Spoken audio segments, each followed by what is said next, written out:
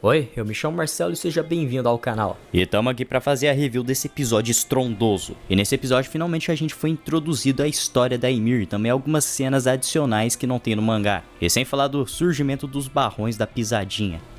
Finalmente os colossais das muralhas despertaram. E a gente vai ver muita coisa nessa review aqui. O episódio já começa com uma porradaria franca entre o Grisha e a Frida Reis. Só que dessa vez com o Titã 2D. E como tudo que é bom dura pouco, o 2D também durou muito pouco. Porém, quando a Grisha estava massacrando a família real, fica claro que eles não usaram muitas censuras. Eles realmente de fato mostraram algumas execuções. Só quando a Frida perdeu a cabeça, aí sim teve que censurar. Mas de resto foi tudo idêntico ao mangá. Após o Grisha ter avisado sobre o futuro para o Zeke, os dois irmãos logo se desconectam. Então, o Zeke percebe que o Eren usou os seus poderes do Titã de ataque para selecionar as suas memórias que ele deixaria o Grisha ver. E assim conseguindo manipular o passado. E também o Zeke fala do porquê o Grisha ter hesitado na hora de matar a família real. O Zeke falou algo bem interessante. Ele falou que após o Grisha ter recebido as memórias do Eren, ele viu que ele não ia conseguir usar os poderes do Titã Fundador. Então a única solução que o Grisha tinha era dar total confiança ao Eren. E durante esse bate-papo, o Eren também revela como que ele conseguiu ver o futuro. Da mesma maneira que eu já tinha explicado lá no vídeo anterior. O Eren diz que ele conseguiu ver o futuro no momento em que ele beijou a mão da History. E quando ele entrou em contato com uma pessoa que tinha sangue real, acabaram desbloqueando memórias de seu pai, Grisha. E como o Grisha já tinha visto as memórias futuras do Eren, então foi assim que o Eren conseguiu ver o seu próprio futuro. Ele viu o futuro através do Grisha. E também algo bastante interessante é que a habilidade de ver o futuro de seus sucessores não funciona no Titã de Ataque de Eren, provando que possivelmente o Eren é o último Titã de Ataque. Ele é o último que está lá no final da estrada.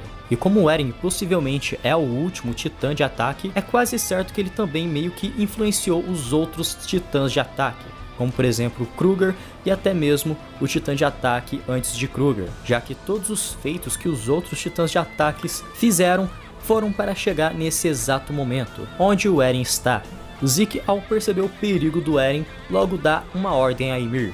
Ele ordena ela para que tirasse a habilidade de reprodução dos Eldianos. A Ymir largou seu baldinho de água e logo foi andando em direção à coordenada. O Eren no momento consegue se livrar de suas correntes que aprisionavam ele, arrancando seus dedões e logo corre em direção até ela.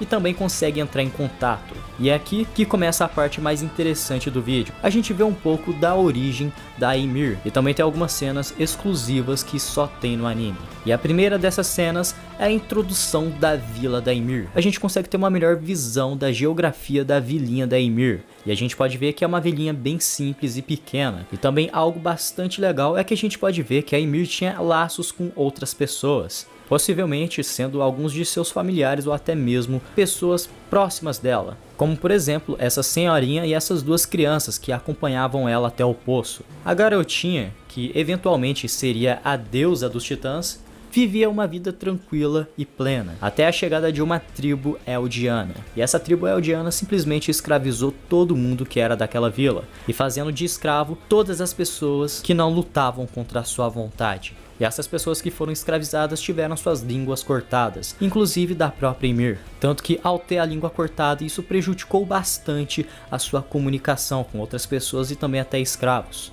A Ymir simplesmente não conseguia expressar aquilo que ela sentia, e após muito tempo trabalhando como uma escrava seguindo ordens sobre ordens, ela parou e olhou para um casal que estava se beijando.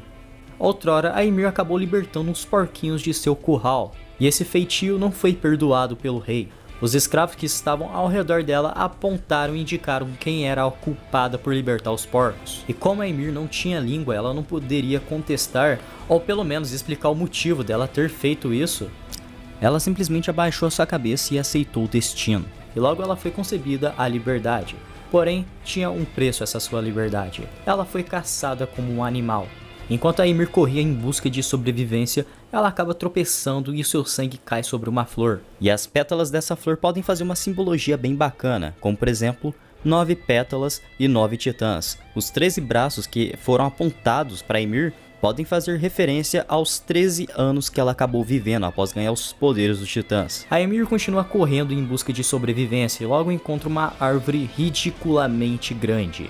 E ela começa a se aprofundar naquela árvore em busca de proteção. E ao entrar dentro daquela árvore, ela acaba caindo em um poço. E nesse poço, ela acabou encontrando o Parasita. Esse Parasita que possivelmente pode ser uma divindade ou até mesmo uma criatura que conseguiu vencer a morte. Tanto que no próprio anime acaba meio que especulando sobre o que é essa criatura. Onde que referente à imagem diz que esse pode ser um parasita patogênico, ou um outro organismo que substituirá o homem, ou até mesmo um deus que deu seus poderes para Ymir. Enfim, cabe a você interpretar o que é essa criatura, é um parasita ou é uma divindade. E até o momento sobre essas cenas não tem muito o que falar sobre diferenças do mangá, até porque esse episódio é praticamente idêntico ao mangá. São poucas as diferenças. E uma coisa que eu achei bastante intrigante nesse parasita é que ele se parece um pouquinho com uma água viva, pelo menos no meu ponto de vista.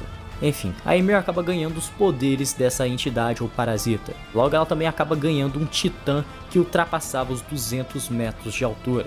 E agora a Ymir era a pessoa mais poderosa desse mundo, porém ela ainda era fraca mentalmente, pois mesmo após ter ganhado poderes de um deus, ela continuou servindo o rei Fritz, por motivos que ainda são desconhecidos, então só nos resta teorizar. Um dos principais motivos que muita gente comenta é a síndrome de Estocolmo, onde que a pessoa é submetida a um tempo prolongado de intimidação e começa a passar a ter simpatia por aquela pessoa.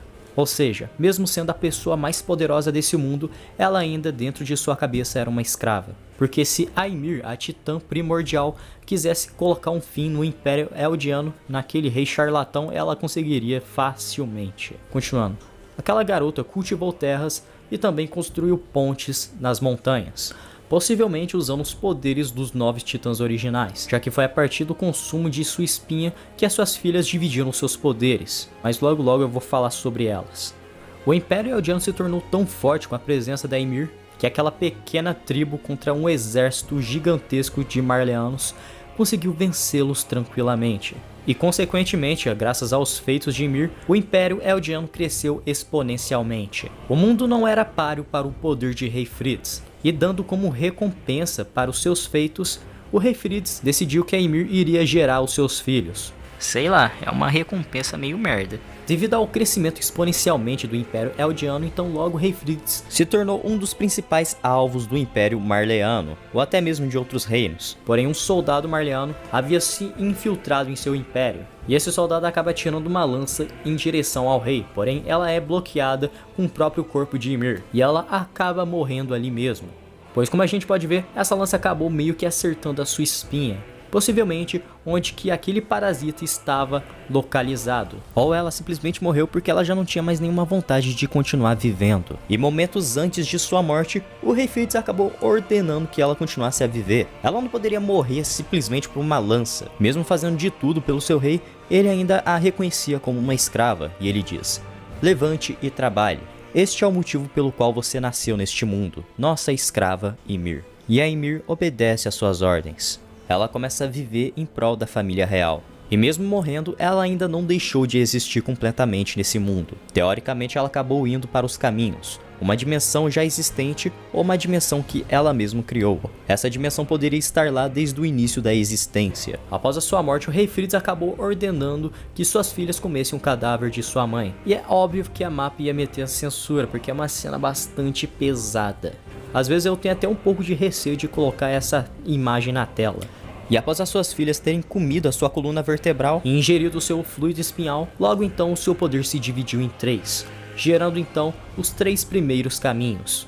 A Ymir era a base, a Ymir era o tronco e os galhos eram seus súditos. E com o tempo, como as filhas de Ymir foram se reproduzindo, foram tendo mais filhos e netos, esses galhos começaram a aumentar, praticamente até mesmo fazendo a forma de uma árvore. E durante esse período que a Ymir estava aprisionada no mundo dos caminhos, se passaram centenas de anos ou até milênios. Porém, esse número acaba não sendo muito exato na concepção de tempo da Ymir, já que lá o tempo é totalmente diferente do mundo físico. O anime nos mostra a Ymir criando os Colossais do primeiro rei das muralhas, Karl Fritz. Foi ele quem deu a ordem para a Ymir criar eles. E mesmo a Ymir sendo a deusa, a administradora dos caminhos, é possível ver que ela se esgota. chega um momento que ela acaba se cansando de criar tantos colossais. E mesmo sendo tão poderosa, ela acabou escolhendo ser prisioneira dos seus próprios súditos. Toda pessoa que tinha sangue real poderia tratar a Ymir como uma escrava, e é isso que o Zeke fez e tá fazendo com ela. Tanto que ela só começou a pensar por conta própria após a chegada do Eren, onde que em suas palavras parece que a chegada do Eren já estava predestinada. Parece que a própria Ymir queria botar ele lá dentro dos caminhos. O Eren, após ter acesso às suas memórias, compreende um pouco a Ymir. Ele diz que ela não é uma escrava e nem uma deusa, e ela pode sim tomar suas próprias decisões. Ela não precisa ser uma escrava pela eternidade. E o Eren implora para ela para que emprestasse um pouco de seu poder, para que exterminasse o mundo e acabasse com tudo isso de uma vez. E esse episódio, que já estava bom, já estava rico por causa da história da fundadora, começa a ficar perfeito. A Ymir deixou de obedecer o Zeke, que tinha sangue real, e escolheu ter liberdade junto com o Eren. E no mundo físico, o mesmo parasita acaba saindo da espinha do Eren, e essa criatura se liga com a cabeça do Eren de uma forma bastante nojenta. E logo aquele parasita também absorve o Zeke, e assim surge o Titã Fundador. A animação do Titã Fundador surgindo na frente da Gabi, mano, foi incrível, foi foda. Eu me arrepiei todinho, eu me arrepiei até em lugares que eu não sabia que tinha pelos. As muralhas acabam sendo destruídas, e então os colossais ressurgem. No momento, o Armin pensou que o Eren só iria usar os titãs da muralha de Shiganshina, que seria o suficiente só para destruir as forças armadas de Mar. Os titãs da muralha Maria e Rose também despertaram. Então, logo ficou evidente que o Eren iria exterminar o mundo. E é só a mensagem que é passada através dos caminhos para cada Eldiano que estava nesse mundo. O episódio começa a ter um tom meio sombrio e assustador. E o Eren diz que irá aniquilar toda a vida que se encontra no exterior das muralhas. E aqui é possível reparar que eles deixaram exatamente como tá no mangá. Praticamente eles não mudaram nada nesse episódio. Eu sei que provavelmente eu já falei uma frase tipo essa, mas na real, esse é o melhor episódio da quarta temporada, e eu tenho certeza que vai vir outros superiores a esse ainda. Eu só consigo ficar grato e feliz que essa parte 2 de Shingeki no Kyojin tá muito boa. A animação tá espetacular. Mesmo algumas coisas sendo em 3D, isso não me incomoda nem um pouco, já que comparada à primeira parte da quarta temporada, essa aqui tá muito superior. E agora que os barrões da pisadinha foram despertados, eu quero que você comente aí sobre o que você achou desse episódio. Na real, na minha opinião, eu fiquei arrepiado do início ao fim. E lembrando, se inscreva no canal se você assistiu o vídeo até aqui, para ficar sabendo de tudo sobre os barrões da pisadinha nos próximos episódios. Muito obrigado por me assistir até aqui e até o próximo vídeo.